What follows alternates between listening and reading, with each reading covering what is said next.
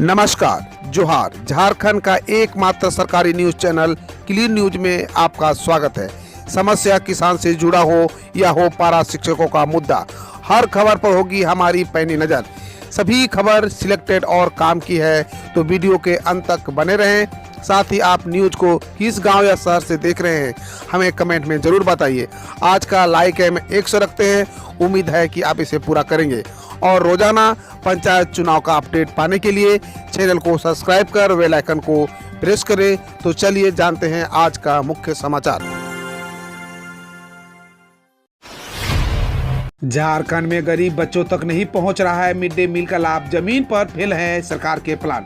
झारखंड में 2020 से ही mid day meal की व्यवस्था चरमरा गई है और जरूरतमंद बच्चों को इसका लाभ नहीं मिल रहा है। मध्याह्न भोजन से बच्चों को न्यूट्रिशन तो मिलता ही था, उन्हें पढ़ाई में भी कंसंट्रेट करने में सहूलियत होती थी, क्योंकि बेहद कमजोर आर्थिक वर्ग से आने वाले बच्चों को भरपेट एक शाम के भोजन की चिंता नहीं होती थी।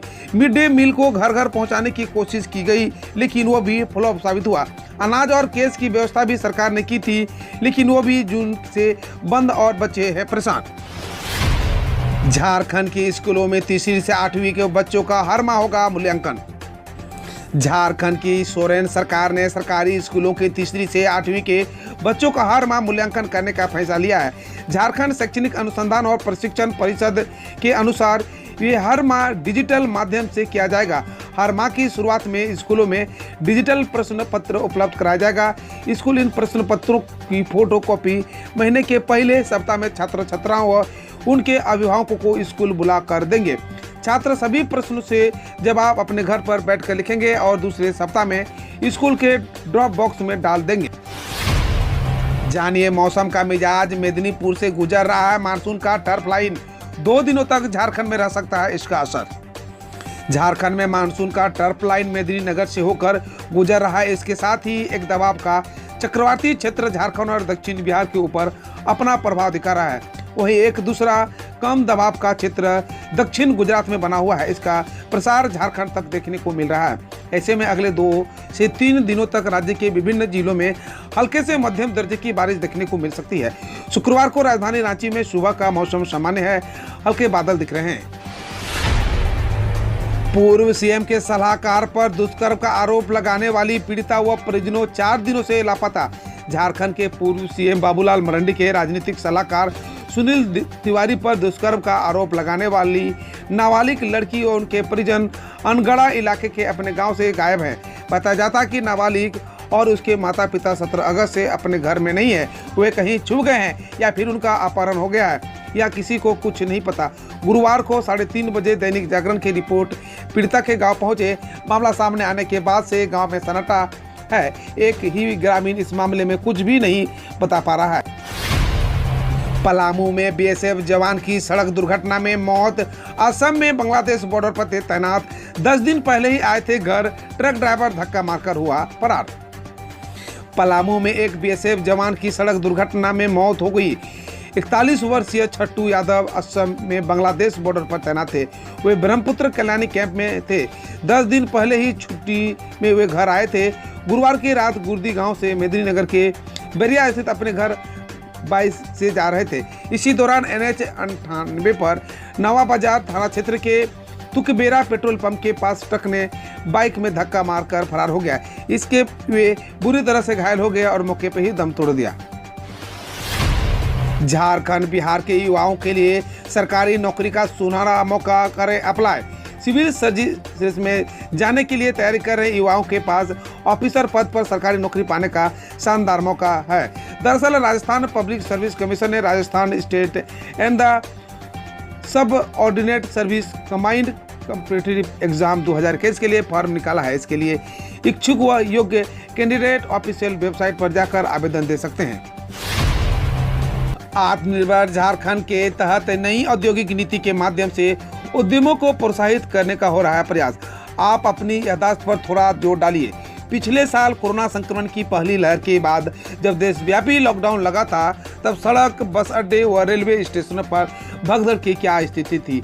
हर कोई किसी तरह अपने घर पहुंचना चाह रहा था। तमाम प्रांतों में रोजी रोटी और बेहतर जिंदगी की तलाश में गए झारखंडी भी इससे अलग नहीं थे। लाखों की संख्या में मजदूर व अन्य कुशल अकुशल कामगार राज्य से लौटे थे। उनकी दुख भरी दास्तान ने आमजन से लेकर सत्ताधीशों तक को झकझोर कर रख दिया था। उसी समय मुख्यमंत्री हेमंत सोरेन ने वादा किया था कि उनकी सरकार ऐसी नीतियां बनाएगी जिससे राज्य में बड़ी संख्या में रोजगार पैदा होगा। रामदयाल मुंडा को the great father of state का दर्जा देने की मांग। झारखंड आंदोलनकारी संघर्ष मोर्चा इस सोमवार 23 अगस्त को शिक्षाविद पद्मश्री डॉक्टर रामदयाल मुंडा की 82वीं जयंती मनाई जाएगी। रांची के मोरादाबादी स्थित डॉक्टर रामदयाल मुंडा पार्क में सुबह 9:30 से कार्यक्रम होगा। मोर्चा के कार्यकारी अध्यक्ष राजू महतो ने बताया कि राज्य सरकार से मांग की गई है कि डॉक्टर रामदयाल मुंडा को झारखंड आंदोलनकारी के रूप में चिन्हित कर the great father of state का दर्जा दे। साथ ही टैगोर हिल में doctor Ramdayal Munda open air theatre का निर्माण कर उनके सपनों को साकार किया जाए। झारखंड में फिर बढ़ रहे कोरोना के मामले। पिछले 24 घंटे में मिले कितने मामले? झारखंड में पिछले 24 घंटे में 23 नए पॉजिटिव मामलों की पुष्टि हुई है और 25 मरीजों ने कोरोना को मात दी है। अब राज्य में 225 एक्टिव मामले हैं। वहीं झारखंड में अब तक कुल 3,47,667 कोरोना पॉजिटिव मामले मिले हैं। इसके साथ ही 3,42,310 मरीजों ने कोरोना को मात दी है। वहीं अब तक राज्य में 5,132 मरीजों की कोरोना से मौत भी हुई है। हेमंत सरकार के खिलाफ 21 को मानव श्रृंखला बनाकर विरोध प्रदर्शन करेगा भाजपा। विधि व्यवस्था विकास के मसले पर झारखंड की हेमंत सरकार को लगातार घेर रही भाजपा अब मानव श्रृंखला बनाकर विरोध प्रदर्शन करेगी। भाजपा के प्रदेश अध्यक्ष दीपक प्रकाश ने शुक्रवार को यानी कल प्रदेश कार्यालय में आयोजित प्रेस कॉन्फ्रेंस में यह घोषणा की। उन्होंने कहा कि राज्य सरकार गहरी निद्रा को तोड़ने के लेकर भाजपा शनिवार यानी आज राज्य के सभी 264 प्रखंड और 3 महानगरों जैसे रांची, धनबाद और जमशेदपुर में मानव श्रृंखला बनाएगी। भाजपा अब राज्य सरकार के खिलाफ आर या पार की लड़ाई लड़ेगी। यूपी में अभी जारी रहेगा कर्फ्यू। जानिए सोमवार से रविवार तक क्या रहेगी टाइमिंग। उत्तर प्रदेश में कोविड-19 की स्थिति में सुधार के 22 अगस्त से रविवार की बंदी समाप्त करने का आदेश जारी किया गया है। अपर मुख्य सचिव गृह अवनीश अवस्थी ने शुक्रवार को प्रदेश के सभी जिलों को जिलाधिकारियों, पुलिस अधीक्षकों तथा अन्य मंडलीय अधिकारियों को भेजे गए पत्र में कहा कि सरकार के निर्देशानुसार 22 अगस्त से रविवार को साप्ताहिक बंदी खत्म की जाती है और अब प्रत्येक सोमवार से रविवार तक प्रातः 6 बजे से रात्रि 10 बजे तक मास्क, 2 गज की दूरी व सैनिटाइजर के प्रयोग जरूरी करने के साथ गतिविधियां शुरू किए जाने की अनुमति होगी। यूपी में स्थिति बिगड़ा तो फिर बंद होंगे स्कूल, अटेंडेंस अनिवार्य नहीं होगी। उत्तर प्रदेश सरकार ने स्पष्ट कर दिया है कि यदि राज्य में कोविड-19 की स्थिति बिगड़ती है तो स्कूल फिर से बंद कर दिए जाएंगे। सरकार ने यह भी कहा कि छात्रों के लिए उपस्थिति अनिवार्य नहीं होगी। इस प्रकार छात्रों के पास अभी भी ऑनलाइन कक्षाओं में भाग लेने का विकल्प होगा। गौरतलब है कि उत्तर प्रदेश में कक्षा 6 से 8 के लिए स्कूल 23 अगस्त 2021 से खोले जाएंगे। वहीं कक्षा 9 से 12 के लिए 12 अगस्त 2021 से ही ऑफलाइन कक्षाएं शुरू है। बाढ़ प्रभावित इलाकों में राहत, पुनर्वास और पुनर्निर्माण का काम जारी। सीएम शिवराज ने दिए निर्देश। सीएम शिवराज सिंह चौहान ने श्योपुर और शिवपुरी के बाढ़ प्रभावित इलाकों के बाद वहां चल रहे राहत बचाव कार्यों पर संतोष जताया है। उन्होंने कहा कि हम लगातार 3 मुद्दों पर काम कर रहे हैं जिनमें राहत, पुनर्वास और पुनर्निर्माण शामिल है। सीएम ने कहा कि हम बाढ़ प्रभावित क्षेत्रों में राहत, पुनर्वास, पुनर्निर्माण का कार्य तेजी से कर रहे हैं। फसलों की क्षति के आकलन में समय लगेगा, लेकिन तत्कालिक राहत राशि, अनाज का प्रबंधन, गिर गए मकानों के निर्माण के लिए 1,20,000 रुपए की राशि का भी वितरण प्रारंभ कर दिया गया है। 16 जिलों के 100 प्रखंडों की 719 पंचायतें बाढ़ प्रभावित। आईएमडी ने जारी किया बारिश का अलर्ट। बिहार में अभी भी बाढ़ के हालात बने हुए हैं। कई नदियों के जलस्तर में कमी देखी जा रही है, लेकिन अभी भी राज्य के 16 जिलों में बाढ़ का तांडव जारी है। अभी तक राज्य में बाढ़ से करीब 37 लाख लोग प्रभावित हुए हैं। वैसे आपदा प्रबंधन विभाग ने बाढ़ प्रभावित इलाकों में राहत और बचाव कार्य चला रखा है। आपदा विभाग के अनुसार राज्य के 16 जिलों में 100 प्रखंडों की कुल 719 पंचायतें बाढ़ से आंशिक या पूर्ण रूप से प्रभावित हैं।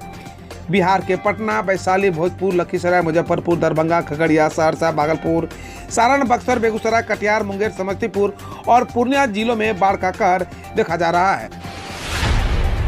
बिहार में शिक्षकों व कर्मचारियों की सैलरी कटेगी, जाने शिक्षा विभाग ने क्यों जारी किया आदेश।